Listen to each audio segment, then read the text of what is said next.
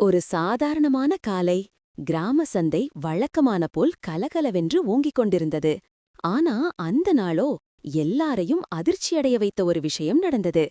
சந்தையின் நடுவில் யாரும் பார்த்திராத அளவுக்கு பெரிய நீல நிறத்தில் ஒளிவிட்டு தெரியும் ஒரு முட்டை. அது அசைந்து கொண்டே இருந்தது. சுற்றி நின்ற கிராம மக்கள், இதென்ன முட்டை? ஏதோ பறவையா, அத்தானா என்று குழம்பி நிற்கிறார்கள். அப்படி இருக்கும்போது முட்டை திடீரென்று தடத் தடத்திரென்று உடைய ஆரம்பித்தது.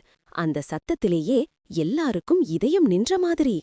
ஒரே ஒரு கணத்தில் அந்த முட்டை உடைந்து அதிலிருந்து ஒரு சிறிய நீல நிற நரி தன் கண்களை திறந்து உலகத்தைக் கண்டது. அதன் முகம் இன்னும் பாசமா, இன்னும் அழகா, அபூர்வமான ஒரு உயிர் பிறந்தது போல.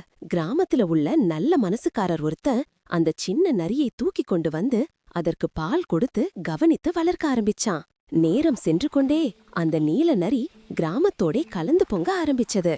குழந்தைகளோட ஓடி விளையாடும், பெண்கள் செய்யும் வேலைகளை சுற்றி கொண்டு பார்ப்பது, காளைகள் கட்டியிருக்கும் இடத்துக்கு போய் பாசமாக நக்குவது. கிராமம் எல்லாம் அந்த நரிக்கு செல்ல பெயரும் வைத்துட்டாங்களே. அப்படியெல்லாம் நிம்மதியா போய்க் கொண்டிருந்த ஒரு நாள் கிராமத்தையே அதிர வைத்த ஒரு அச்சம் வந்துச்சு. காட்டிலிருந்து ஒரு மிகவும் கொடூரமான, கோபமா இருக்கும் காட்டுப்பன்றி கிராமத்துக்குள் பாய்ந்து வந்தது. அதன் கண்கள் சிவந்திருந்தது, கத்தி மாதிரி தாடைகள். அதை பார்த்த உடனேயே கிராம மக்கள் அதிர்ச்சி அடிச்சு பயந்து ஓட ஆரம்பிச்சாங்க. எல்லோரும் ஓடிக்கொண்டிருக்க கிராமத்தின் அந்த சிறிய நீல நரி மட்டும் அந்த ஆபத்தை கேட்டு ஓடி வந்து முன்னிலை நிற்றது. அது ஒரு சிறிய உயிர்தான், ஆனா அதன் மனசு ஒரு மாபெரும் வீரன். பன்றி முழு வேகத்துல வர அந்த நரி பயமே இல்லாமல் மேலே பாய்ந்து அதை தள்ளி தள்ளி தன் சக்தியெல்லாம் வைத்து சண்டை போட ஆரம்பிச்சது.